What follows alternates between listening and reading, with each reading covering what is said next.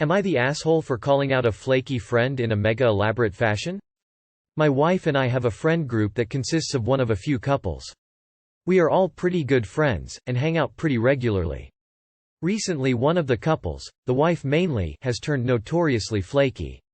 They will almost never commit until the last minute to higher stakes invites like trips or big events like birthdays and baby showers, etc. It's not great, but some people just don't like committing.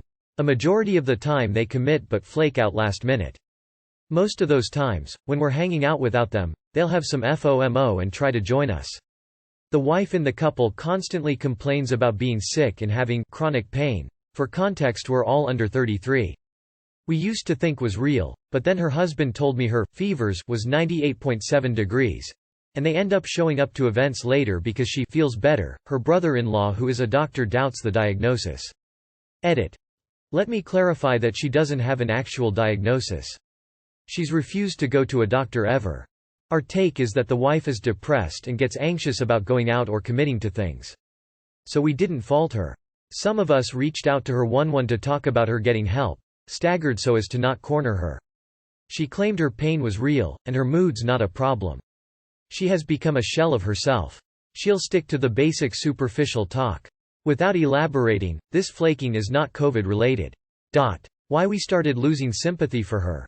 She always makes her husband do the dirty work of telling us they are flaking. Even for bigger events, like birthdays or friends' professional milestones. Not a single word from her. I once called her out, she apologized, and then went back to the same patterns. If she's not available, they both aren't, e.g. if she has to work on the weekend she will ask him to stay home. This is her own admission. The husband's personality is a little pushover, why his wife and his elder brother take advantage of him. So I did a thing. I made a scrapbook of screenshots all of the flaking group texts and DMs. I included texts where they end up hanging out with us eventually due to FOMO. Also, the screenshots showed clear contradictions between their excuses and later, etc. I also included the screenshots of him saying, "I can't come, I'm going to give an LT, wife's name and GT, some company. When she was working, had a body ache. We were hanging out at someone's place without them, they didn't respond, and I had the scrapbook hoping they would come through later. They did. The men wanted me to give them the scrapbook, the women didn't. So I gave it to them. The guy was amused. The wife flipped through it, tried to play it like it was just a joke. We said nah, it's true. She burst into tears and they left shortly after. She's mad, but her husband privately texted us and said he was kinda happy we did that. Hopefully this forces her to get help, as private talks didn't work. In our group, the "you are the asshole, not the asshole" is split along gender lines except for one girl. So, Reddit, what say you? You are the asshole. You're an enormous asshole. Why would you do this? Why does it matter to you that she's flaky? Clearly she has some anxiety going on. Clearly she doesn't want to get help. Now she knows you and the rest of the dudes in your friend group are assholes. Why did you think this would work? Info. Did you consider that the real reason she is always flaking out on you might be because you're a total aw? Yikes. Seriously. Yikes.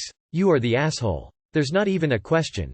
She's obviously dealing with something, and people are allowed to do what they need to take care of themselves. Not showing up to friendly gathering is not a crime worth public shaming. Seriously, you guys need to seek help for your compulsion to punish and shame those who you perceive as rejecting you. Her husband thanked me though, that's key. You sound as insufferable as you are cruel. You are the asshole, and so is her husband if he's so pleased about his wife being humiliated for something she's struggling with. So you thought the best solution for somebody that could possibly have social anxiety was to embarrass them in front of all her friends? You didn't help her by showing her see the error in her ways. What you did, however, is you legitimize her anxiety and probably made her problem way worse. Even if she did have a social anxiety problem, it is way inappropriate for you to meddle in her life like that. You're not her family or clearly a trustworthy friend. You are the asshole. You are the asshole. Chronic pain is very real and not fun. Throwing it in someone's face when they're already obviously ashamed of having to cancel so often makes you 100x the A jerks, like you are the reason those of us with chronic pain are afraid to make plans with people. Her age is irrelevant. I've had chronic pain since I was 15. You owe her an apology. May you someday experience some of what she's going through, and may it teach you kindness. You are the asshole, pure toxic. With friends like you, who needs enemies? Why don't you make a scrapbook of all of these comments and show her how much of an asshole all you guys are? You are the asshole. Flaking is annoying, but publicly and cruelly calling someone out isn't what you do to a friend. Do you even like her? And if so, wow, I'd hate to see how you treat your enemies. A mental ailment isn't any less of an excuse to bail on an event than a physical one, and it seems logical that if she has social anxiety that she wouldn't be comfortable being the one canceling. Her husband is an adult. Unless you've heard him complain that she forces him to stay home, it's not odd that he'd want to chill at home with her while she's anxious. You're making tons of assumptions, based on your phrasing at least, and humiliation isn't a great response to someone's anxiety. Am I the asshole for getting only one of my twin sons a phone? I have twin sons, 12, let's call them Bob and Joe for simplicity's sake, who are in 7th grade. Back when they were in the end of 5th grade, my wife and I were planning to get them both phones over the summer as they would be starting 6th grade next year. Unfortunately, COVID hit, and now that they would be home all day, my wife and I saw no reason to give them phones as they already had cellular iPad minis and were going to get laptops for school. Flash forward to this school year, and my sons are both going to middle school after doing 6th grade virtual. They reminded us that we were going to get them phones once their school restarted. But my wife recently lost her job and found a much lower paying one, so we were trying to get our finances back on track. They also haven't been doing too well this year. Last quarter, they brought home report cards with B's, C's, and F's. I was a bit disappointed and told them that I didn't want to reward them with phones for a report card like that, and I would need A's and B's for a phone. I told them that I would work with them and get them a tutor, but they also needed to work hard too. They had this quarter to work and earn their phone. I reminded them that if one of them ended up getting the grades required and the other one didn't, I would only be buying a phone for the one who got the grades. Over the next 2 weeks I began to see major improvement from both Bob and Joe. However, as a few more weeks went by, I could see Bob slacking off. My wife and I kept trying to get him motivated, but he just didn't try. Flash forward to last week and I got their report cards back. Joe had been working like a machine for the past quarter and it really showed. He got all A's, not one B. Bob on the other hand slipped back into the B and C range. I was tracking their progress on my phone throughout the quarter, and during the last week, I went out and bought Joe's iPhone 12 and kept it until that day. I knew at this point there was no way for Bob to catch up. There were no quizzes scheduled for the week, but I went and bought a pair of AirPods for him after calling and asking my wife if it was okay with her. On the day of the incident, I went to Joe and Bob's room and handed them both their presents. I explained to Bob that I did see him work hard the first week, but then he did slack off. I also told him that if he was willing to try again next quarter I would happily buy him a phone too. It's been a week now since then, and Bob has barely said a word to me, my wife, or Joe. I don't want Bob to feel as though we chose Joe over him, so I'm considering buying him the phone to make him feel better. But my wife thinks that since we gave them both the same choice, it was fair. I think I may be the asshole as this has driven a rift through the family, Bob on one side and the rest of us on the other. So, am I the asshole for getting only one of my twin sons a phone? Edit. To everyone saying the phone is out of our budget, we had more than enough to buy the phone on contract, so that part wasn't a big deal. An iPhone 12 for a 12-year-old? WTF. As an adult twin, yes, you've created more problems than you can comprehend right now. You are the asshole. Y'all got money issues, but you're buying a 13-year-old an iPhone 12 and the other AirPods? Great priorities. Soft. You are the asshole. Maybe one of your twins, Bob, learns differently and has some motivational issues. But mostly I don't think little kids need cell phones. Especially fancy ones when you're low on cash. Offer a tutor or something and make sure you're supporting both of them. Hurt feelings suck, but especially over something that isn't a necessity. Edited to add Bob's name as my drunk ass couldn't remember which was which. In theory you did nothing wrong, but in reality you kinda feeked up. Bob is heartbroken and you put them in a race by putting a reward. That's not okay, and Bob is probably going to remember this as I'm not good enough like Joe. Bob got tired at some point in this race and slowed down. You are the asshole for putting those two little kids in a race. You told them both they were getting phones and then changed your minds once. COVID, job loss, understandable. And then again because you decided to move the goalposts and set an academic target. You are the asshole for moving the goalposts and for setting a target that your son may be unable to reach. Just because one can do it doesn't mean the other can. He may have given up trying because it felt unachievable. Don't create situations that will drive a wedge of resentment between your children. You will all pay a bitter price for that in the future. TBH, I'm confused as to how you guys were able to afford an iPhone 12 if finances are tough. You're not the asshole. But you're throwing out some seriously mixed messages. Is the phone a present, or an earned reward? If the phone is the agreed upon reward for meeting a specific goal, your kids control when, why they get phones. You would be the asshole to give both the wages only one had earned. If the phones are presents, you control when, why they get phones, and you've opened yourself up to accusations of favoritism. If you're giving the better present to the kid who pleased you more, surely you can understand how a kid would be hurt by that. If you want to use big rewards like this as motivators, you need to tighten up your language and planning so your kids aren't confused or hurt. Am I the asshole? I refused to step down from a project because a woman I formerly bullied is on the team. I, 31F, work at a top consulting firm and recently we hired Jane, 30F, who reports recursively to my peers' team. I have not worked with their team on projects so far, but as my peer and I landed a major account, we will be seeing more of each other. Last week Jane scheduled a one-to-one with me and basically read me a riot act, saying that I should step down from the project because I ruined her life when we were children and she is traumatized by me being the lead for this project, and that if I had any remorse I would step aside on this project and let my peer take over, and that I owe her this much courtesy. I was so taken aback by this that I was silent throughout it all and ended the meeting by saying, "I see you are deeply hurt by my past actions. Let's take some space and let me think about this." In our work Slack, she's been pinging me every other day asking when I will be stepping down. I have no idea how to handle this. I can't step down because I landed this account, and even if I could step down, this would completely derail my trajectory to principal.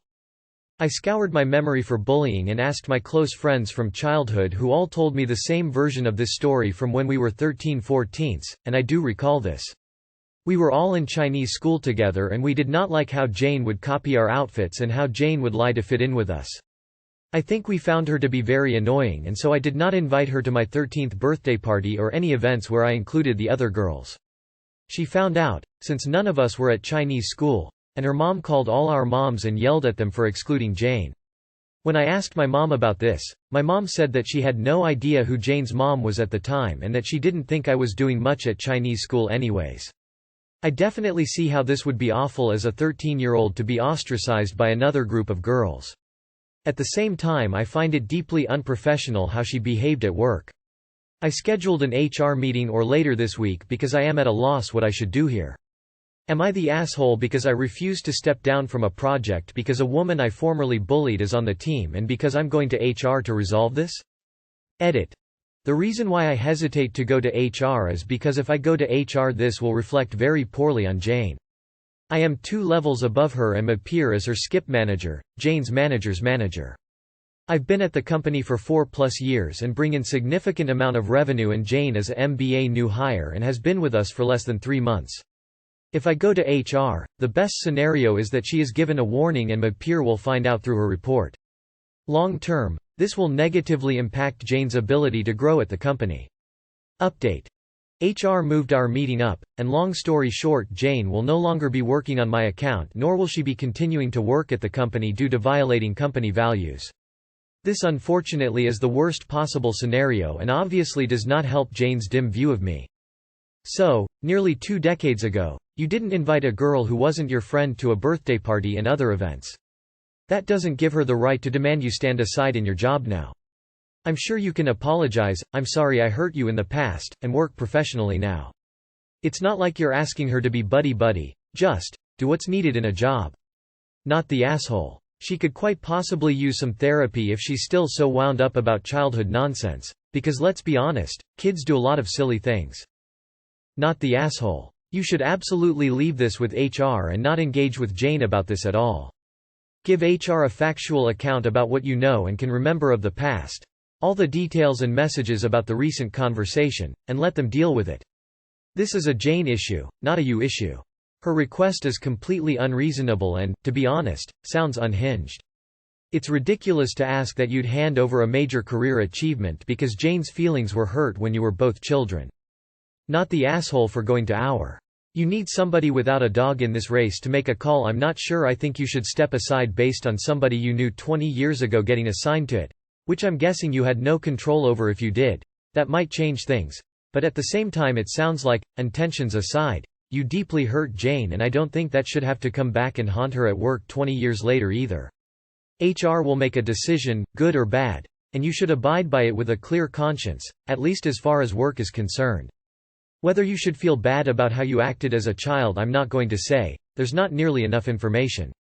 Not the asshole when you said bullied. I was expecting long-term in school hate campaign. Not 1 day a week Chinese school and excluding a girl from a party and social group when you didn't like her or her behavior. I have been the victim of bullying. Social exclusion is honestly mild when bullying often includes verbal assault, manipulation, teasing, physical assault and more. You are right to go to HR, explain your memory of events and that people you still know from the time agree with your memories of the period. Explain her behavior now and your concerns moving forward, and ask what would be appropriate to do in this situation. Not the asshole. It's been 20 years and what you did back then wasn't that bad. You didn't outright humiliate her, or send her to the hospital. We all do things as kids that can be let go of once you become an adult. She's being very unprofessional about this. Definitely take this to HR. Explain what's up, and let them make the decision. Honestly, I'm shocked that Jane is an MBA going into consulting and is not smart enough to remember that consulting is all about relationships and networking. This is just monumentally stupid from her regardless of the legitimacy of her complaint. Not the asshole. Work and personal lives are separate. Something you did as a child outside of your future workplace is completely unrelated to your workplace, and any HR representative would back that up. The person making demands need someone from your HR department to explain this to them and understand that they cannot bring personal matters into the office. Not the asshole. Jane is batshit. Good on you for scheduling a meeting with HR. Document everything that has happened or happens between you from this point on and let the professionals sort it out. Am I the asshole for saying I didn't enjoy a child's party? My 38 female spouses, 42 male, childhood friend, 42 male, invited us to a milestone celebration for his young child, age 2. When we arrived at the reception with our children, ages 1, 3, and 5, I thought we must be in the wrong place, because it was styled with art decor objects resembling brightly colored toys in easy reach of little hands. And #X200B. To be clear, this was a party for a toddler and little kids were invited. While the catering did include food for kids, the venue wasn't remotely child-friendly and there weren't any toys or activities to keep them busy. My spouse didn't exactly ignore our kids, but he was content to let them run around with the others without keeping a close eye on them. I spent the whole event steering kids away from the fragile decor and entertaining them with some small toys I had in my bag. And #X200B. That night, when the kids were asleep, my spouse started talking about how much he had enjoyed the party and how sweet it was to see all the children playing together for the first time. I agreed the kids were cute, but said I thought it was a bizarre place for a toddler's party and I found it stressful. And #X200B. He said it was a lovely event and didn't see what my deal was, so I pulled up some pictures on my phone to show him the perilous decor. He said it looked like random crap from Target and didn't believe me when I told him the prices. So I started pulling up websites showing how much these things cost. Then he said, so what, our kids had fun, they didn't break anything, and even if they had, it's not like the venue would have made us pay for it. And #X200B. I reiterated that the reason the kids didn't damage anything was because I kept on top of them, so I couldn't relax and enjoy the party. And #X200B. My spouse said I was being negative because I don't like his friend. True, we've never liked each other. He said I was obsessed with the price of the venue's decor because I think his friend's wealth is from a reprehensible source. I do. But his friend can have his own party for his own kid wherever he wants. And #X200B. Then he got really sarcastic and said he was why we don't have such nice things, but he'd save up real hard to get me my own expensive decor object because I deserved it. He knows this isn't something I like or want. And #X200B. I said he was being a turd. And #X200B. Weeks later, he is still bringing up expensive decor objects. And #X200B. My mom says I should apologize because my spouse has a sore spot about growing up in a financially insecure household and never being able to afford the same things and experiences as his peers. And #X200B. I'm not blaming him for having a good time at the reception, and I don't really give a shit about the cost of the decor. It just took a lot of effort for me to mind the kids so he, and they, could enjoy themselves, and I didn't try to bring everyone else down in the moment just because I wasn't having fun myself. I don't want to apologize. And #X200B. Am I the asshole? Not the asshole. Honestly, it sounds like your spouse has decided to use expensive decor objects as a distraction from the real issue, him dumping all the childminding work on you at the party. You didn't bring up the expensive decor because you want it. You brought it up because it created extra stress for you. Your spouse should be apologizing to you for being so colossally unobservant that he didn't even notice the extra work you were putting in to keep the kids safe. If he keeps bringing up the decor, keep bringing it back to that. You don't care about the decor. You do care about him not being an active participant in parenting. Not the asshole. Your husband is immature. Were you the only parent there supervising the kids, because that shouldn't have happened?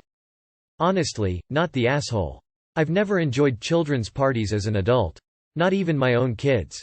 They're unnecessarily stressful. Maybe next time you hang out with that group, ask your husband to watch your kids a little closer and back off a little yourself. You can have some adult time, too. This isn't about money and decor or about his friend you don't like. This is about him blithely enjoying himself without a thought to the emotional and physical work required for looking out for his, and others' children.